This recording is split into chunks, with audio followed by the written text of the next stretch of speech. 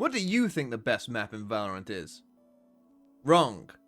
Unless you said Fracture, then you would be right. Because Fracture is coming back in patch 10.0, which is coming very, very soon. Ascent out, Sunset out, Fracture in, Lotus in. Now, we aren't going to talk about Lotus today because Lotus, I think, will generally be the same, right? You're looking at probably a lot of Raze after the Neon nerf. You're looking at probably a lot of Viper, probably a lot of Fade.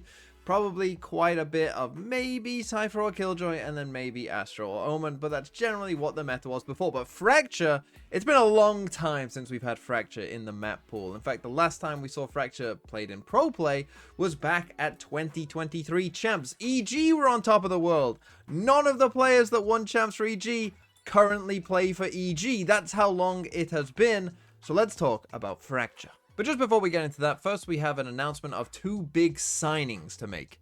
And that is Chet and Emil are coming to the GHU Academy. That's right, this is your chance to get actual coaching by Tier 1 Pro Valorant coaches.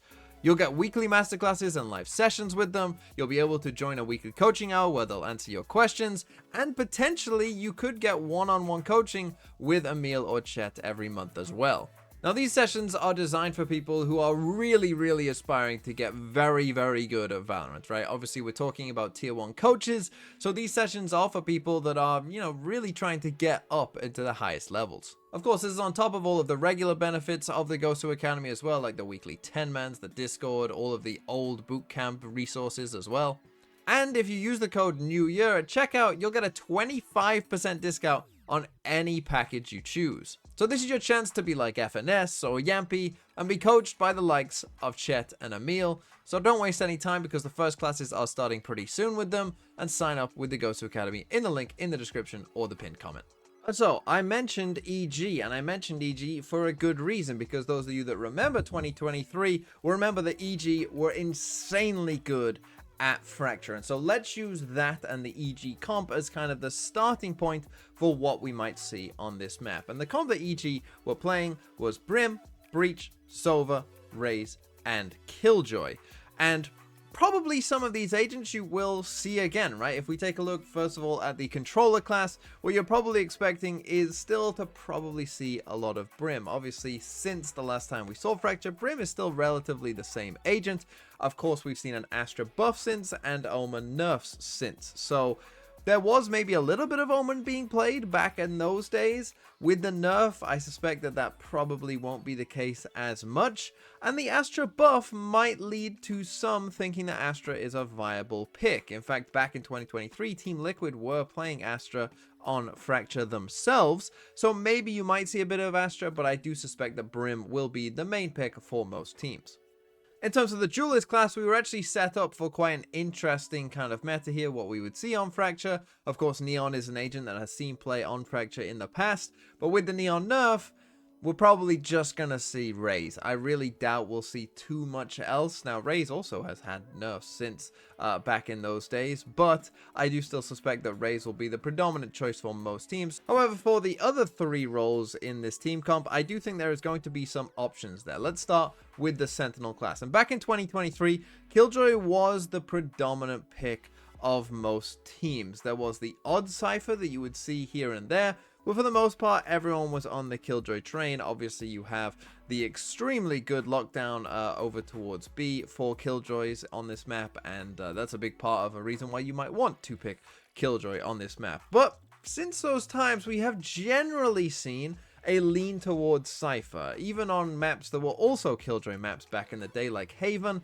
have now actually become Cypher maps instead, and people are perhaps preferring Cypher in general. Now, with the Neon nerfs, maybe that takes Cypher down a bit, and so I think this is where it could get interesting, though, in that both are viable options here on Fracture, and I think that both could see some play. Of course, way back in the day, during the Chamber meta, Fracture was actually one of Chamber's best maps, so it'll be interesting to see if anyone does want to lean in more to a Chamber as well.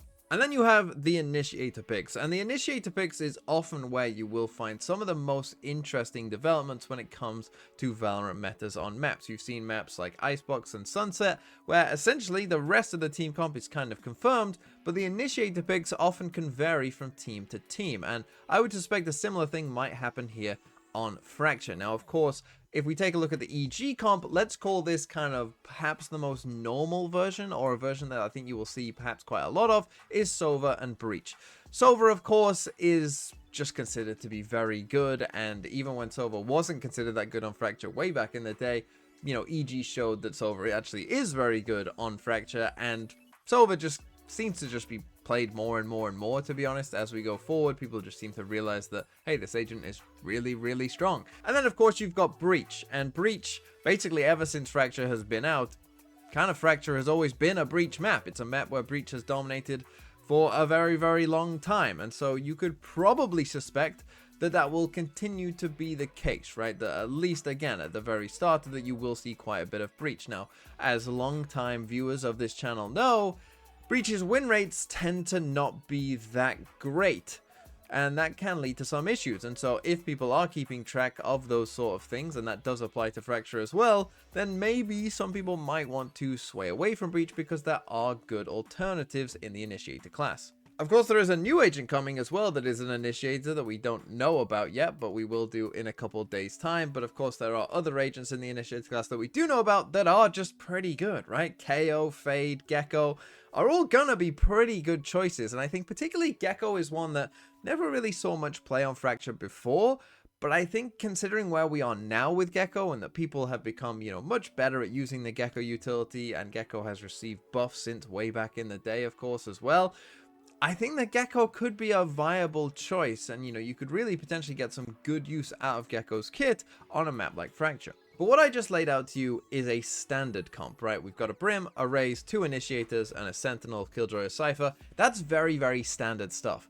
But I think what's interesting about Fracture is there is going to be a lot of other options for you to potentially play non-standard comps. For instance, we are seeing these days quite a bit of double duelist being played in a variety of ways, whether it's picking an ISO alongside a dive duelist, or whether it's going kind of double dive like you see on Split. We of course have seen those kind of comps played on Fracture before and find success on Fracture before. So would it shock you if someone, you know, wanted to play a Jet alongside a Raze, or maybe even went with kind of a really aggressive ISO pick? No, that would not shock me on a map like Fracture. Speaking of double duelist, of course there is another duelist who got significant buffs that might now want to see some play on Fracture. And that of course is Phoenix, because with those buffs, Phoenix has become a viable option on quite a few different maps. And considering that his ult, which is very strong, only costs 6 ult orbs, and there are 4 ult orbs to potentially farm on Fracture, I wouldn't be shocked if someone at least was willing to try it and really go all out for a ult farming strategy with Phoenix, and really just making that a core pillar of a direction that you want to go. Another option that we of course have seen be viable on a variety of maps is double controller, and this is where obviously an agent like Viper, which we have seen on Fracture before, could again see a bit of play. That would not surprise me. But even more so now, we're seeing more double controller pairs of things like Astra Omen on Abyss, and it would not shock me if someone had the idea of saying, well, okay, we could play Astra Omen. Maybe we even play something like Brim Omen or Brim Astra on a map like Fracture and use double controller, because double controller is just pretty good. But then finally, I also think that other Sentinels could see some play there as well. Let's start with Vice, who of course has never seen play or never been able to be played on Fracture beforehand. Well, thinking about Vice on a map like Fracture, you know, Fracture is a map where you do get a lot of kind of big, fast, heavy execs from a team.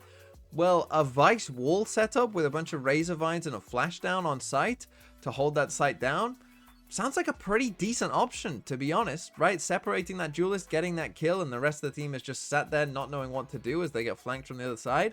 Sounds like a pretty good strategy for Fracture, whether that's replacing, you know, a Cypher or Killjoy, or replacing someone else. And of course, we talked about the Killjoy lockdown being good. Well, the Vice ult also has the same kind of circle dynamic where, you know, in a really big area of the map, you can just refuse to give anyone else a gun, right? That sounds pretty good. And then Fracture as well, we said, was a Raze map. Anytime you get a Raze map, well, Deadlock stocks are going up as well. Maybe there is some space for Deadlock to see some play, comboing it with Raze nades to get kills on a map like Fracture. You could definitely see that happening actually quite a lot. You think about an exec coming in and gravnetting, nading them as they're trying to come in onto the site, and how devastating that might be. There is really quite a few different options here available. And so this is why Fracture is exciting to me, because there are a lot of different options I think available on this map in terms of where the meta might go on it.